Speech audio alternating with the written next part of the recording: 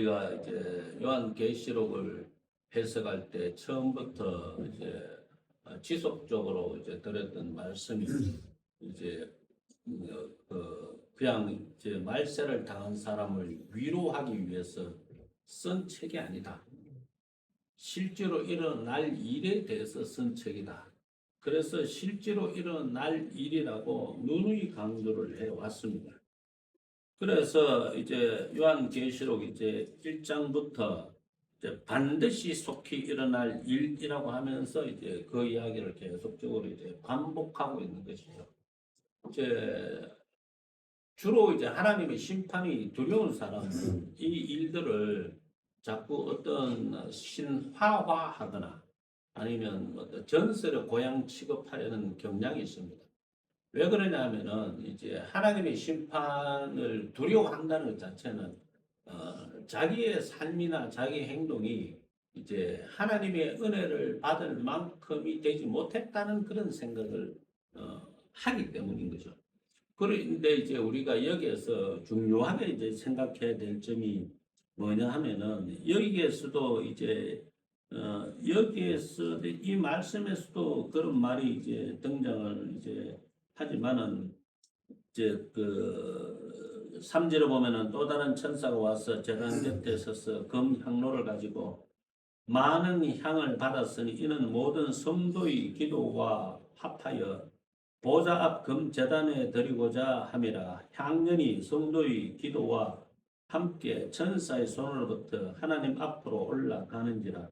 천사가 향로를 가지고 제단에 불을 담아다가 땅에 쏟음에 우레와 음성과 번개와 지진이 나더라. 이렇게 이야기를 하고 있습니다. 그래서 이제 이 말씀에서 이제 가장 중요한 것은 그 다른 게 아니고 이제 성도라고 하는 이 표현인 거죠. 성도의 기도. 성도의 기도가 이제 금향로에 이제 담아 가지고 이제 간다라고 이렇게 이야기를 했다 이 말입니다. 근데 이제 이것을 이제 우리가 생각을 할 때 구장으로 바로 넘어가면은 이제 우리 앞에서 봤던 말씀이 또 반복이 되죠. 구장에 보면은 4절에 그들에게 이르시되 땅의 풀이나 푸른 것이나 각종 수목은 해하지 말고 오직 이마에 하나님의 인침을 받지 아니한 사람들만 해하라 하시더라. 이렇게 이야기를 했습니다. 그러니까 하나님의 인침을 받지 않은 사람들이 해침을 당하게 된다라는 그런 결론이 되고, 그 다음에 또 7장에도 그 말이 등장하잖아요. 3절에 보면은 이르되 우리가 우리 하나님의 종들의 이마에 인치기까지 땅이나 바다나 나무들을 해하지 말라 하더라. 내가 인침을 받은 자의 수를 들으니 라고 하면서 이스라엘 각 자손의 각 지파 중에서 인침을 받은 자들이 14만 4천이다 라고 이렇게 말씀을 드렸습니다. 그래서 이제 지난주에는 이 14만 4천을 이제 12,000 곱하기 12,000이기 때문에 이게 그냥 완전수, 이제 이걸 이스라엘로 국한해 볼 것이냐 아니면 전 세계의 성도들이 구원받는 그런 상징적인 의미의 숫자로 볼 것이냐 하는 것은 해석의 여지가 있는 거죠. 그런데 중요한 거는 인침을 받은 사람이 8장에 나오는 성도가 되고, 그런 성도의 기도를 하나님께서 금향로를 천사가 와서 제단 곁에 서서 금향로를 가지고 많은 향을 받았다 이렇게 이야기를 하고 있다는 겁니다. 다시 말하면은 우리한테 있어서 가장 중요한 거는 이때의 세상이 어떻게 되고 저때의 세상이 어떻게 되고 그런 상황들은 잘 모릅니다. 일어나 봐야 하는 일이고, 또 그런 일이 일어날 때 예를 들어 누가 그것을 피할 수가 있겠습니까? 예를 들어 첫째 천사가 나팔을 운이 7절에 말해도 8장 7절에 피 섞인 우박과 불이 나와서 땅에 쏟아지며 땅의 3분의 1이 타버리고 수목의 3분의 1도 타버리고 각종 푸른 풀도 타버렸더라 이렇게 말씀하고 있잖아요. 그죠? 그러니까 첫째 천사가 나팔을 보니까 피 섞인 우박, 저는 우리 동네에서는 우박 같은 거 잘 못 봤지만은, 이거 독일 가니까 우박이 이만하더라고, 이만. 진짜로 이만해. 이게 이렇게 유리창에 떨어지고 차 위에 떨어지니까 차가 멀쩡할 리가 없잖아요. 예? 그런 거 사람 머리 한 방 빵 맞았다 쳐보세요. 다 죽지 안 죽나 뭐. 예? 야, 진짜 우박 웃었대. 예. 그런데 이제 그게 우박만 나오는 게 아니고 불이 나오니까. 그래? 불이 나오면 이게 어디로 떨어지는지 알 수가 있습니까? 없죠. 그런데 뭐 중요한 건 뭐라고요? 인침을 받은 자는 뭐라고요? 해하지 말라. 인침을 받은 자는 해하지 말라. 성도는 해하지 말라. 그러면 안 믿는 사람들이 많이 사는 곳이겠지. 아니면은 뭐 가짜 성도들한테 이제 뭐 그 가짜 이제 믿음을 가장했던 뭐 거짓 선지자라든가 거짓 성도들한테 이제 이렇게 하나님께서 이제 그런 심판의 본때기를 보여주시던가 그러게 되겠죠. 만약에 또 그 다음에 또 보면은 또 황충이 이제 황충이 아니고 8절에 둘째 천사가 나팔을 보니 불 붙는 큰 산과 불 붙는 큰 산은 화산이죠. 그죠? 예? 큰 산과 같은 것이 바다에 던져지며 바다의 3분의 1이 피가 되고 바다 가운데 생명 가진 피조물들이 3분의 1이 죽고 배들의 3분의 1이 깨지더라. 그러니까 이게 바다 가까운 화산이 어디 있겠습니까? 아마 일본에 있는 후지산이 이제 바다 가까운 데 있고 북한에 있는 백두산은 약간 멀기는 한데 뭐 그렇다고 해가지고 북한 동해가 그닥 그렇게 먼 것도 아니고 사실은 근데 뭐 후지산하고 뭐 그것만 있습니까? 백두산만 있습니까? 아니죠. 그 다른 쪽도 있을 거란 말이에요. 그런데 그런 쪽에서 이제 우상 숭배에 빠지고 믿음이 없는 사람들 쪽을 집중적으로 하나님께서 심판의 본보기를 보여주실 것이 틀림없다. 뭐 우리가 자의적으로 해석을 하자면은 또 그렇게도 해석을 하겠죠. 그 다음에 또 셋째 천사가 나팔을 보니 횃불같이 타는 큰 별이 하늘에서 떨어져 강들의 3분의 1과 여러 물샘에 떨어지니 이 별 이름은 선쑥이라 물의 3분의 1이 선쑥이 되며 그 물이 썬물이 되므로 많은 사람이 죽더라. 그렇게 이야기했습니다. 그러면은 이제 이 횃불같이 타는 큰 별이 그러니까 이게 방사능 오염 되겠죠. 그러면은 그 정도의 어떤 그런 큰 강이 도대체 어디 있을까? 예? 저쪽에 아마존에 있는 아마존강, 남미에 있는 아마존강, 미국에 있는 미시시피 강이나 뭐 다른 강들. 그 다음에 이제 메콩강 있지 않습니까? 저 중국에서부터 이제 흘러나오는 공산주의 국가들이 이제 여러 나라에 걸쳐서 먹고 있는 그런 그런 강들. 그 다음에 이슬람이 지배하고 있는 유프라테스, 티그리스. 그 다음에 인도에 있는 인더스강, 겐지스강. 그 다음에 저 아프리카에 있는 나일강. 뭐 전부 다 보이니까 전부 다 우상숭배 지역이네요. 맞죠?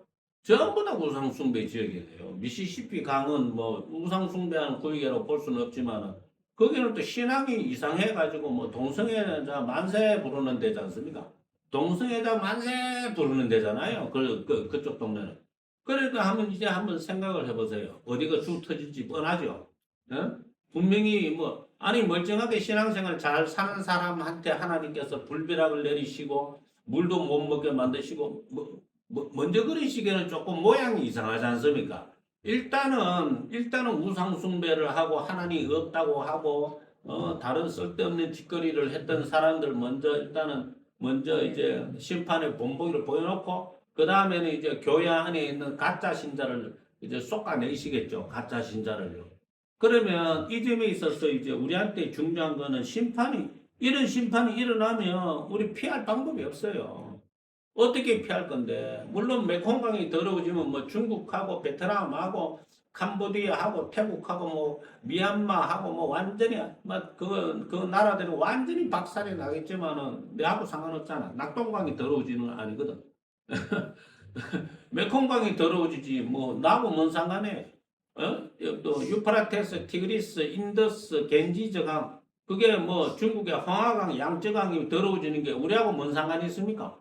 상관은 없지 않습니까? 나일강이 더러워지든 아마존강이 더러워지든지 뭐 아무 상관이 없잖아요. 전부 다 우상숭배 지역인데. 그런 지역의 사람들이 뭐 죽든지 말든지 상관없죠. 뭐 어디 뭐 일본이 지진이 나가지고 뭐 일본의 뭐 동경 도시가 뭐 그냥 물속에 퐁당 잠겼다 뭐 어쩌라고 잘 잠겼네. 우리는 아무 상관이 없잖아요. 물론 광산의 영향을 받겠죠, 당연히. 그럼 당연히 이제 그 동해 바다를 흐르는 물고기 같은 걸 못 잡아먹겠죠. 예? 그런 위험성은 있어요. 그런 위험성은 있지만은 그런데 어쨌든 가장 중요한 거는 이런 현상이 일어나면 누구도 피하지 못한다는 것이고 또 이런 현상이 일어났을 때 사람들의 이제 두려움은 이제 극도로 이제 강해질 수밖에 없다. 그래서 13절에 보니까 내가 또 보고 들으니 공중에 날아오는 독수리가 큰 소리로 이르되 땅에 사는 자들에게 화가 있으리니. 이래서 화가 세 번 중첩이 됐잖아요. 그런 엄청난 화가 또 남아있다 이 이야기입니다. 그러니까 지금 일곱 인의 심판이 끝나고 그 나팔의 심판이 끝나면 일곱 대접의 심판이 남아있잖아요. 그러니까 화의 강도가 작은 데서부터 시작해서 점점 더 큰 데로 가는 거예요. 점점 더. 화의 강도가 작은 데서 시작해서 점점 큰 데로 가는 거예요. 점점 큰 데로. 이 점에 있어서 이제 우리가 중요하게 생각한 것은 하나 해야 할 것은 다시 한번 반복드리지만은 내가 성도냐 하는 그 질문에 내가 대답을 해야 됩니다. 근데 성도 맞습니까? 내가 인침을 받은 자 맞습니까? 예? 뭘로 자신할 수 있어요? 이제 여러분 그 꿈 안 꾸보셨죠? 제가 그 꿈 꿀 때 제 꿈속에 같이 들어와 봐 보셨어야 돼요. 하늘에 구멍이 뚫리면서 천사들이 수도 없이 쏟아져 내려오는데 전부 다 칼을 들고 이마에 예수님을 믿는다는 이거 없는 자들은 전부 다 잡아 죽이더라. 나는 그때 얼마나 감사했는지 내 머리에 이제 인이 박힌 걸 보고 얘는 놔둬라 예수 믿는 사람이다 하고서는 지나가더라고. 그거 엄청나네. 수십 년 전에 꾼 꿈이에요. 예? 어마어마하게 오래전에 꾼 꿈이라. 그러니까 생생하잖아요. 굉장히 생생하잖아요. 굉장히. 그 내가 인침받은 사람이 맞나라고 해서 뭘로 여러분 증명하실 거예요? 뭘로? 예를 들어서 뭐 예수님은 너를 내 원수를 사랑하고 너를 핍박하는 자를 위하여 기도하라라고 했을 때 해봤어요? 해보셨어요? 나를 핍박하는 자를 위해 기도하고 내가 원수 같은 놈을 위해서 기도해보셨어요? 그 얼마나 힘든 줄 혹시 아세요 그거? 내가 정말 정오하고 미워하는 그 사람을 위해서 말씀에 순종해서 기도하는 게 얼마나 힘든지 아십니까? 예? 예를 들어서 나는 한편으로는 나는 좀 서운한 것도 없잖아 있지. 나는 내 인생이 변화되기 위해서 지금까지 살면서 정말 몸부림치게 이제 기도해 왔어요.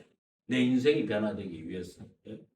내 나이가 60이니까 뭐 예를 들어서 뭐 40년 이상 지금 그럼 뭐 누가 나를 위해서 40년 이상 기도를 해 봤겠냐? 예? 내가 내 자신을 잘할 거 아닙니까? 그렇지 않습니까? 누구보다도 내 자신의 변화를 위해서 내가 애쓸 거 아닙니까? 그럼 누가 옆에서 나를 위해서 40년씩이나 묵묵히 참아가면서 기도해 주는 사람 누가 있었는데? 예? 이제 한번 생각해 보시라고. 뭐 중보기도 어쩌다 해가 뭐 중보기도 하고 주님 저 사람을 도와주십시오 하고 뭐 그냥 어쩌다 한번 하는 게 그냥 그게 내가 인침을 받은 자의 증거입니까? 그게 성도의 증거라고 말하고 싶은 거예요. 예? 요한 1서 3장에는 요한 1서 자체는 사랑에 관련된 믿음이라는 얘기는 하나도 안 나오고 전부 다 사랑에 관련된 얘기가 나오는데 요한 1서에 나오는 사랑에 대해서 여러분은 진정성 있게 한번 접근을 해봤습니까? 나는 과연 사랑이 있는 사람인가? 믿음을 사랑으로 이렇게 대체를 치환을 했을 때 정말 나는 사랑이 있는 사람과 예를 들어서 요한 1서에 그런 말씀이 있지 않습니까? 우리가 말과 혀로만 사랑하지 말고 행함과 진실함으로 사랑하자 이렇게 이야기를 했지 않습니까? 그죠? 또 뭐 이 세상이나 세상에 있는 것들을 사랑하지 말라. 누구든지 세상을 사랑하면 아버지의 사랑이 그 안에 있지 아니하니 이는 세상에 있는 모든 것이 육신의 정욕과 안목의 정욕과 이성의 자랑이니 다 아버지께로부터 온 것이 아니요 세상으로부터 온 것이라. 그러니까 세상에 있는 것을 사랑하지 말라고 했는데 세상에 있는 것이 뭐예요? 넘버 원이 돈이잖아요. 돈이 있으면 대우를 받습니다. 저도 돈이 있으면 어디 가도 대우를 받아요. 뭐 가족들한테 대우받는 것은 당연하고, 예? 어디 가서도 대우받는 건 당연한 거예요. 돈 있는 사람은 세상에서 대우해 주거든. 근데 돈 없는 거지가 들어오면은 대우해 주겠습니까? 나가라 그러지. 안 그렇겠습니까? 아, 골치 아파라. 또 도와줄 사람 또 왔네. 이래 되지 않습니까? 이래. 그러면 그런 식으로 반응하는 우리 마음속에 정말 그런 나 자신을 가르쳐서 내가 성도로 할 수 있으면 인침을 받은 자라고 할 수 있을까? 그러니까 우리는 자꾸 어떤 도덕적인 행실을 가지고서 그거를 가지고서 그 사람을 조명하려고 하는데 웃기는 소리입니다. 그거는 진짜로 웃기는 소리예요. 왜 웃기는 소리입니까? 어느 누구도 도덕적 기준에 도달하지 못합니다. 어떻게 도달할 건데? 나는 나의 도덕적 기준이 있잖아요. 나의 도덕적 기준. 여러분은 여러분의 도덕적 기준이 있는 거 맞죠? 서로 도덕적 기준 가지고 싸우기 시작하면은요, 피밖에 안 납니다. 피싸움밖에 안 되죠. 게다가 목회자는 하도 성경에 있는 내용들을 기억하고 있는 게 많다 보니까 이걸 가지고 다 여러분들한테 다 잣대로 다 들이대면은 성도 한 명도 없어. 또 인침받은 사람 한 명도 없어. 전부 다 지옥 갈 사람밖에 안 남아. 우리가 기억을 다 못하잖아. 근데 목회자는 기억을 다 하거든. 그러니까 상식적으로 한번 생각을 이제 해보시라고. 상식적으로 생각을 했을 때 이 말씀에서 성도의 기도가 하나님께서 천사를 통해서 금향로에 담아가지고 하나님의 보좌 금제단에 드린다. 금제단에 드린다. 금제단에. 그러니까 전에도 말씀드렸다시피 성도가 하나님 앞에 드릴 것은 선도 아니고 악도 아니고 뭐라고요? 어떤 행실도 아니고 뭐라고요? 오로지 드릴 것은 기도밖에 없다. 근데 기도를 하긴 하시고 계시는 거예요, 진짜. 저보고 하냐 안 하냐 물을 필요 없어요. 나는 내 것만 담아가면 되니까. 남의 걸 내 그릇에 담아가는 건 아니잖아요. 내 것을 내 그릇에 담아가는 거지. 여러분은 여러분의 것을 여러분의 그릇에 담아갈 거 아닙니까? 담아갈 게 없으면은 이것도 기도냐고 이런 쓰레기를 뭐 기도라고 담냐? 쏟아버리겠지. 천사님이. 예? 나는 내 것만 담아가면 돼. 여러분은 여러분들 것만 담아가면 되는 거잖아. 그렇지 않습니까? 아니, 여러분이, 그래, 말로만, 목사님은 말로만 기도했는지 안 했는지는 하나님이 아시겠지. 하나님이 아시겠지. 여러분이 걱정할 필요가 있어요, 없어요? 걱정할 필요가 없어요. 내 기도는 하나님이 보내신 천사가 알아서 담아서 가져가셨을 테고, 또 가져가시고 있으실 테고, 예? 여러분의 기도는요, 당겼는지 안 되는지 나는 모르지. 하지만 여러분들 스스로 한번 깊이 있게 한번 생각해보라. 깊이 있게. 내가 과연 담아놓은 기도에 향연이 있나 없나? 기도에 향이 있는가 없는가? 내가 담아놓은 게 있는가 없는가? 성도라면서 기도도 안 하고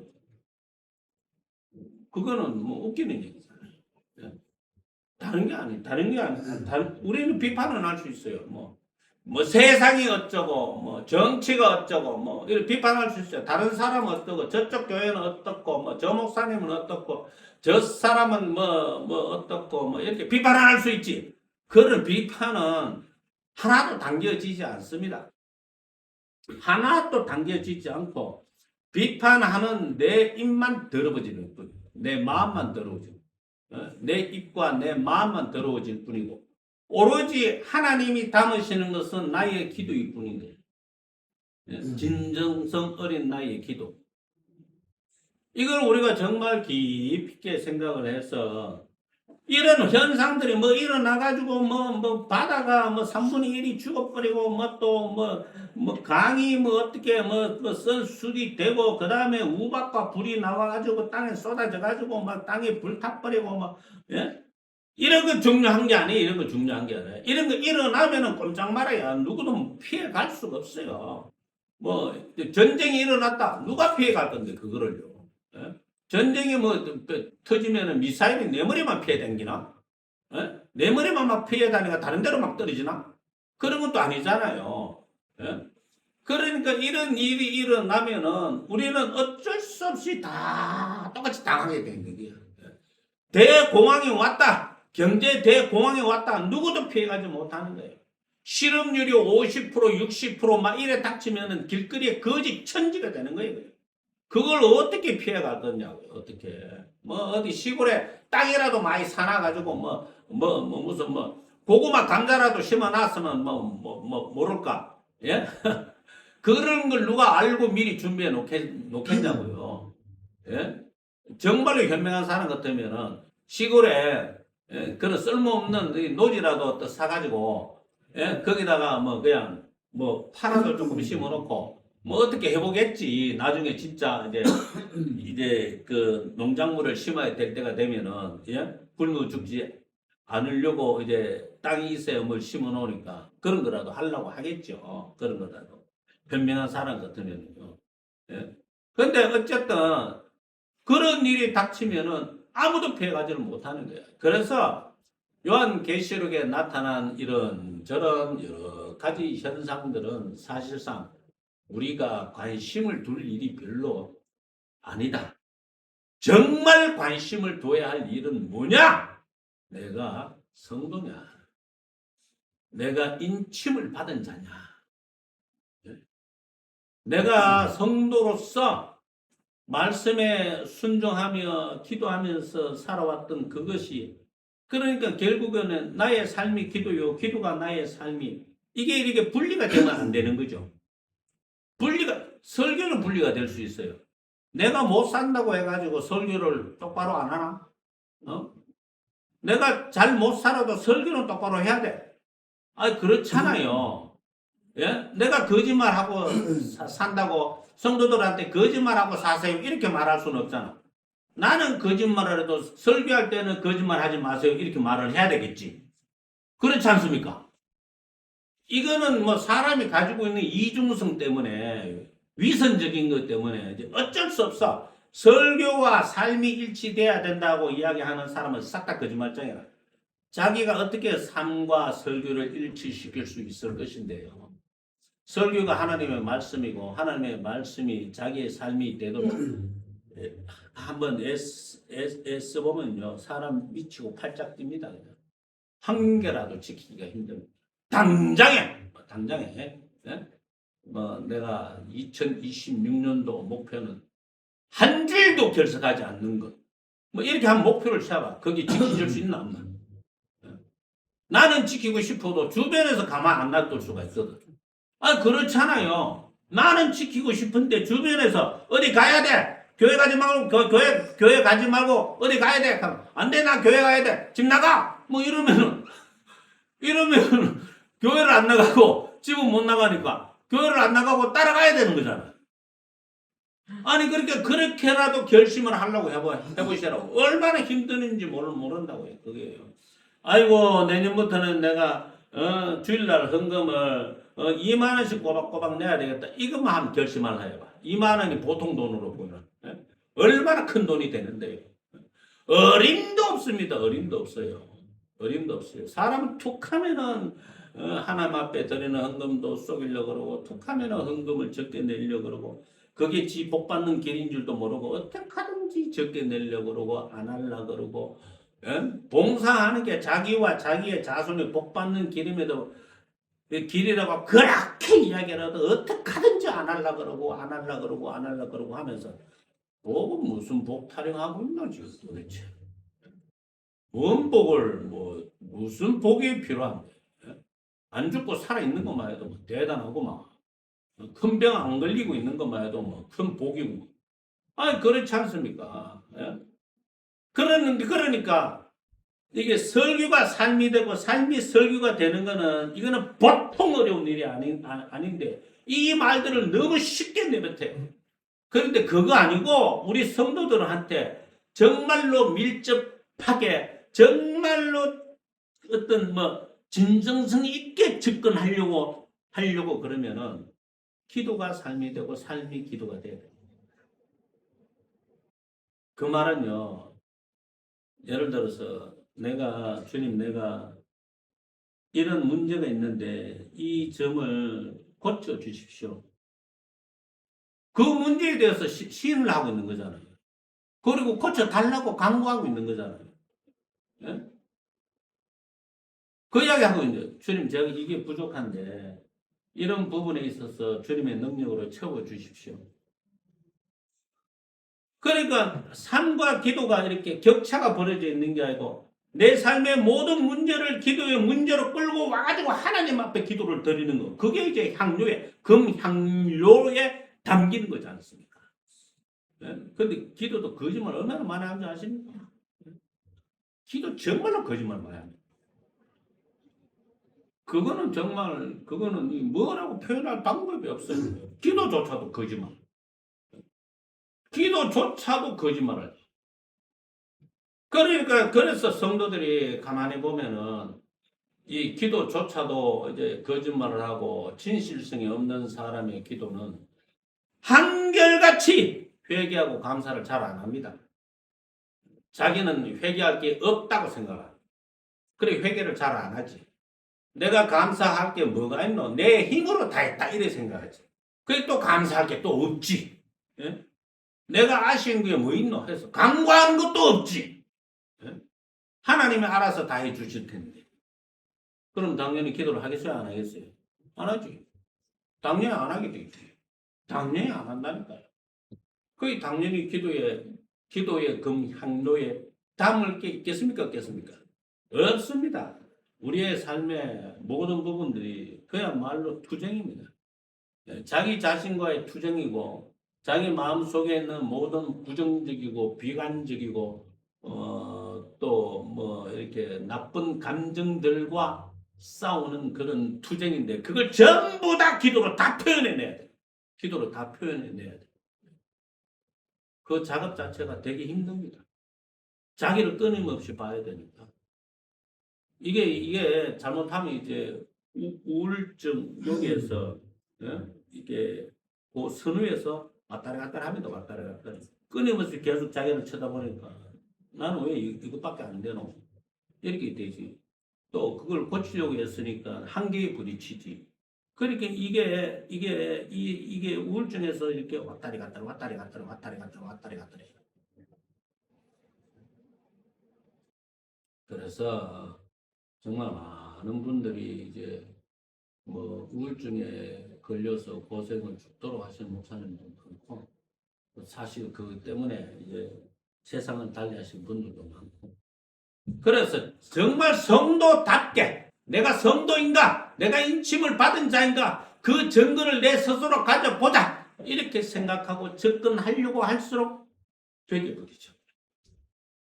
아, 이 내가 안 되는구나. 이걸 딱 알게 되는 거지. 그래서 요한계시록을 우리가 공부를 하면서 앞으로 계속 뭐 비슷한 말이 나와요. 비슷한 말이 나와가지고 뭐 누가 죽고 뭐 어쩌고 저쩌고 저쩌고 어쩌고 뭐 어떤 일이 일어나고 했는데, 일어나는 일은 다 일어난다. 일어나는 일은 싹 다 일어난다. 일어나지 않는 일은 일어나지 않지만 일어나야 할 일은 다 일어나고 누구도 피할 수 없다. 그러나 가장 중요한 것은 나는 성도입니다. 나는 누구인가? 나는 이사야서 있는 말씀처럼 나는 남은 자인가? 나는 성도인가? 나는 인침을 받은 자인가? 이것이 가장 핵심적이고 우리한테 중요한 그런 우리 영혼의 문제라는 것. 이걸 아시면 좋겠습니다. 기도드리겠습니다.